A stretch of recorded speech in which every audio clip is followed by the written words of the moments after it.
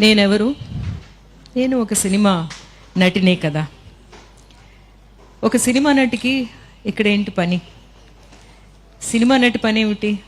సినిమాలో నటించే వాళ్ళకి నాకు ఎవరో ఒకరు చాలా పెద్ద పెద్ద రచయితలు, థింకర్స్ రాసిన మాటలు బట్టి పట్టి డైరెక్టర్ ఎలా చెప్తారో అలాగే యాక్ట్ చేయడమే మా పని కదా, అంతే. అలాగే నేను చిన్నప్పటి నుంచి ఒక యాక్టర్గా ఎదిగాను. అలా ఎదుగుతున్నప్పుడు కొన్ని విషయాలు నాకు అర్థం అవ్వడం ఆరంభమైంది. ఎప్పుడంటే నేను ఒక స్త్రీని, ఒక ఆడదాన్ని అని ఈ సమాజం